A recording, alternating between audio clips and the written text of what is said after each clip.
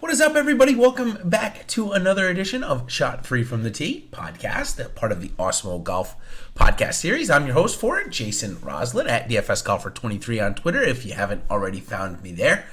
A place where you can contact me and ask me any questions you'd like to, about a variety of topics, of course. But here this week on this podcast, we're talking about the Waste Management Open.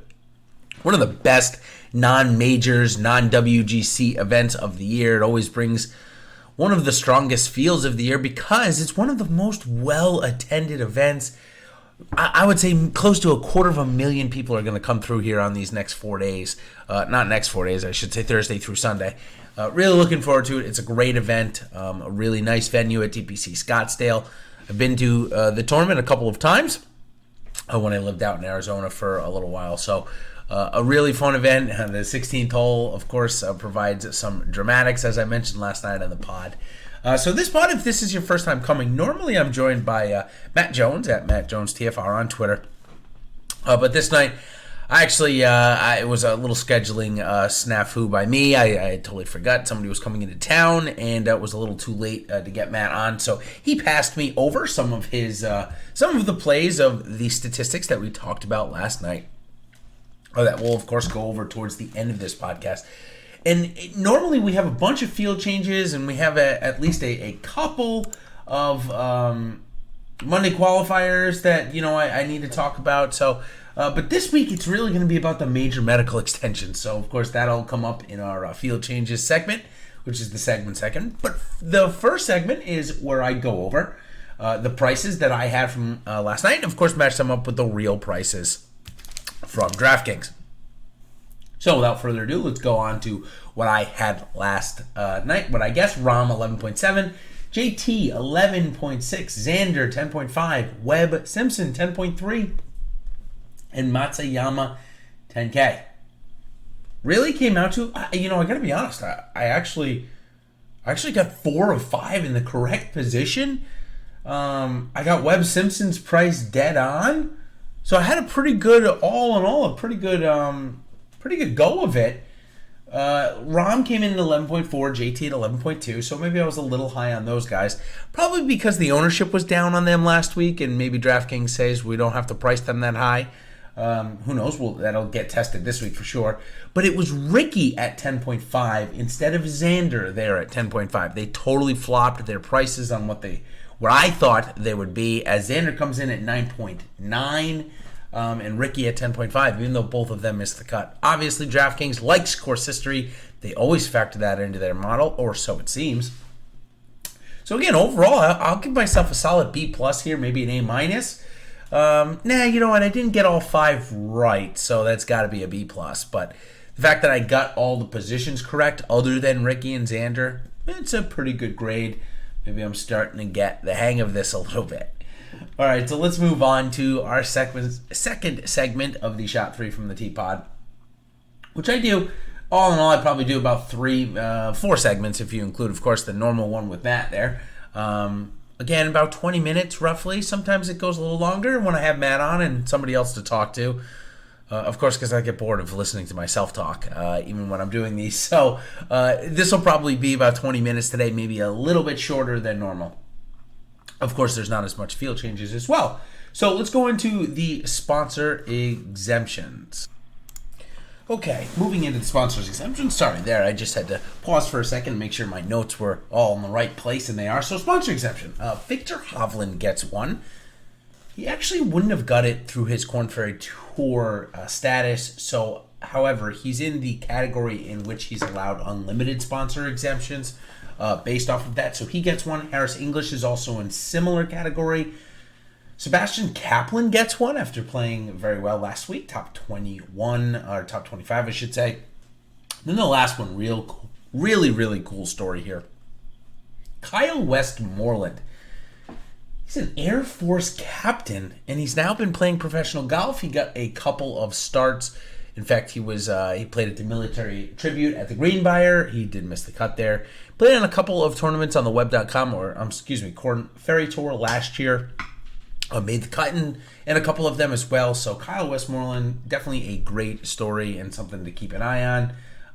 Just always like those things of interest. If you do want to learn more about the Air Force captain, there's a great story on Golf Digest that was written for him before he played, I believe, in the Utah Championship. So go ahead and check it out there. Okay, let's go. We'll save major medicals for after the Monday qualifiers. We'll go into the Monday qualifiers first, since we only have 3 of them. And the first guy we're going to talk about is the growing legend amongst the DFS and DFS golf community. It's Zach Sucher. And what a story it is. Zach, one of the first players, especially golfers, to come out and fully embrace the DFS community. If you don't or haven't seen it yet, go check him out. Follow him on Twitter. It's just such a cool thing to follow along. Haven't really had that many people or many athletes really embrace the DFS community. So it's at Zach Sucher PGA. Zach is spelled with a K in this case, and Sucher is Sucher. So go follow him on Twitter. It's gotten a great story. He got his head things changed. His headshot changed on DraftKings. It's just really good. It's a great story. So Zach Sucher gets in. Monday qualifies after having a good week last week. Didn't get in the field this week because of his status and how many major medicals we have, but he finds a way in. You gotta love the grit. Next one is Patrick Flavin. This is an interesting name here. 6th on the Latin American Tour last year. However, sadly, that's the worst position he could have come in. It didn't get him onto the Korn Ferry Tour, sadly. He needed to come in the top 5 for that. However, it did get him into the Korn Ferry Tour qualifying school, but he came in 75th there, so I think that might guarantee him a couple of starts on the web.com, but not very many, and certainly not the ability to set a schedule. So he's got an opportunity this week if he makes a cut or comes in the top 25 even. He'll get a chance to head to those Korn Ferry Tour finals at the end of the year next year. So something to take a note at there. Next one, this is a really interesting story here. I couldn't find anything about him in my 10 minutes of searching, other than he was ranked 12th in the amateur world rankings before turning pro from Duke, but no professional starts anywhere I could find for the guy. Alex Smalley is his name. Alex Smalley from Duke, like I said, just turned pro this year. He was on the Walker Cup team with Brandon Wu, so maybe he missed his opportunity to get a couple of starts. However, he Monday qualifies into this one, so maybe he'll get on the radar of some of these sponsors, and we'll see him in a couple of tournaments coming up. So Alex Smalley, definitely a name that I have not seen that much before, and somebody to keep an eye on maybe. Okay, so now let's go into the field changes. Only 2 up to this point. Steve Stricker was a late add, so that bumped Zing Zun Zhang out of the tournament. That moved Zhang down to the first alternate, and I believe that's the only one I see so far. That's the only field change. No surprise, there's only 132 players. I thought there was 144 at first, but there's actually only 132 in this field. Probably just because they run out of daylight a little bit later on in the day, so they got to reduce the field size there. Okay, so now we can go into the major medical extension. So a lot of these guys, what the rule is on the major medical extension, of course, if you are not all too familiar with it, major medical extension is something that the PGA Tour offers people that get injured while playing or during the PGA Tour season, and they allow them to go and heal and get back. And what they do is they give them 6 starts, 2 on the Korn Ferry Tour to begin. And what they have to do is they have to fulfill a certain amount of dollars to get back their status on the PGA Tour. Some of them, I should say, they don't get, each one doesn't get a specific number of starts. It's based on how many starts there was remaining in the year when you got hurt. So, for example, Wesley Bryan got hurt towards the beginning of the season, so he has 21 starts remaining. Whereas somebody like Chris Kirk got hurt towards the end of the season or took time off, and he only has 8 starts remaining. PGA Tour, if you're interested on where they stand, pgatour.com/fantasy/medical-extensions .html. That'll give you the entire list here. This week we have 18. Daniel Berger, Kevin Chappell, and I'm going to go quickly one by one. Then I'll give you the guys that are really in need of a big start. So, okay.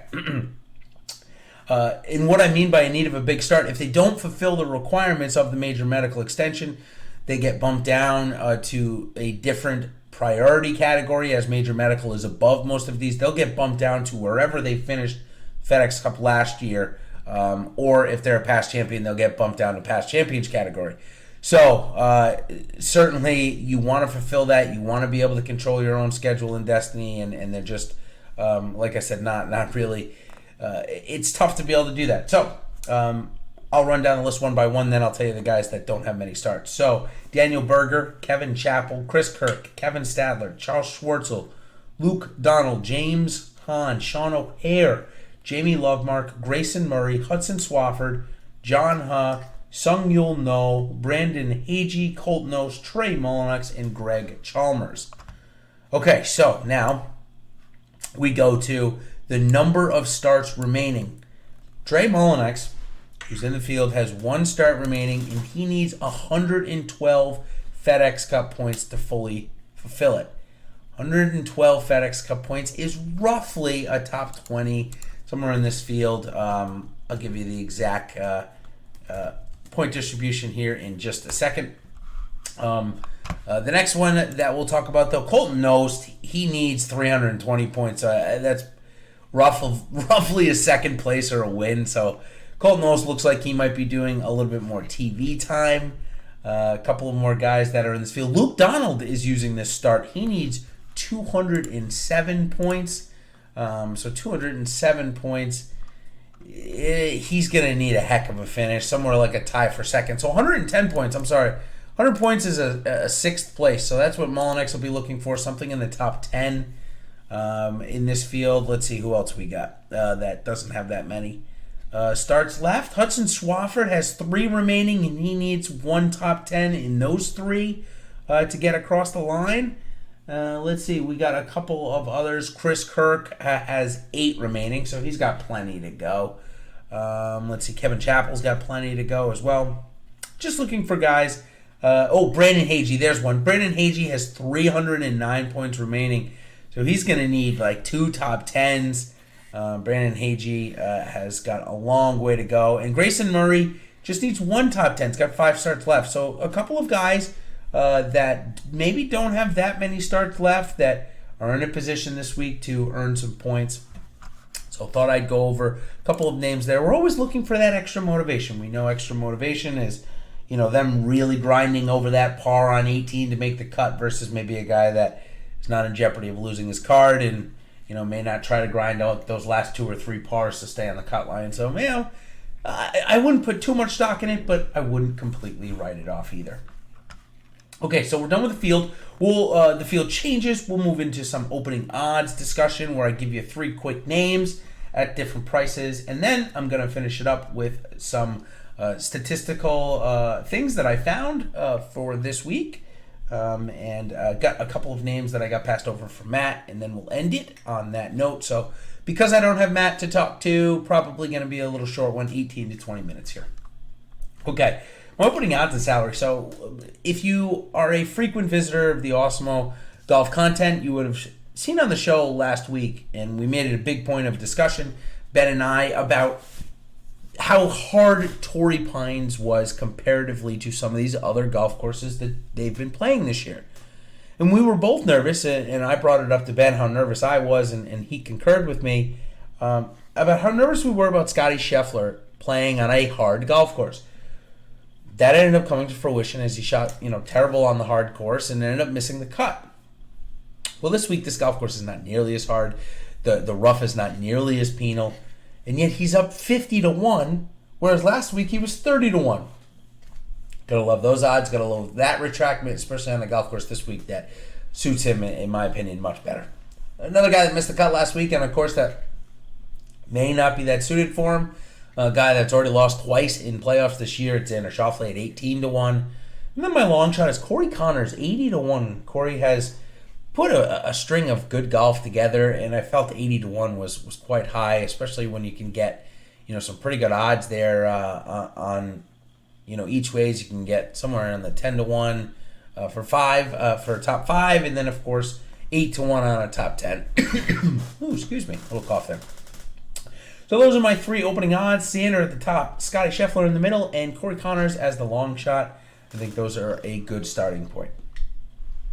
Okay, so now this is where I normally break, and I normally go into a little bit of a recap, I guess, and I bring in Matt Jones, but I was a little snafu, like I said, at the top of my scheduling, so I'm going to go over the statisticals that I found from last night. Again, to recap them, the specific proximity was 150 to 175. The par 4 efficiency was 425 to 450 this week. And then we're going to look at strokes gained par 71. We play a decent amount of them, a little more than I thought per year. So we've got a good breadth of information. We will start with the specific proximities, and maybe we started here for a reason. But the specific proximities this year, and it's a small sample size, but Jordan Spieth leads the 150 to 175 category this year. I guess very good with his, call it low to mid iron, somewhere in the probably 9 iron to 7 iron range. Victor Hovland over from Europe is second. Ryan Moore third. Byung-Hyun on fourth. Bubba Watson, no surprise there, fifth. And from Matt on his screener, Colin Morikawa comes in sixth. So definitely some good names and some interesting names there. When I was going through, I tried to pick a few names that we may not know or may not see as well. So par 4 efficiency, Matt Wolff has been very good from a lot of these par 4s, so maybe someone to take a note to this week. Ryan Moore for the second time has come up. Webb Simpson, no surprise to see there. Adam Hadwin, who's back from a little bit of a baby layoff. He's a new dad, so he's back in the field this week. Kevin Na. Siwoo Kim, who just withdrew a couple of weeks ago, and then our second Adam Long. So good names there for the par 4 efficiency, 425 to 450. We'll get a bunch of those this week. I think at least 6, maybe 7 a day we're going to get from that distance. A couple of them we're going to have to hit 3-wood. So really good set of statistics there on the par 4 efficiency. And of course, matching it up with the specific proximities on holes that, of course, you do have to lay up and hit less than driver off the tee, which is at least a couple of them. They'll have a lot of those mid to short irons in. All right, the last one we wanted to take a look at was the strokes gained par 71. And a couple of names came out. Siwoo Kim for the second time showed up. Oh, boy.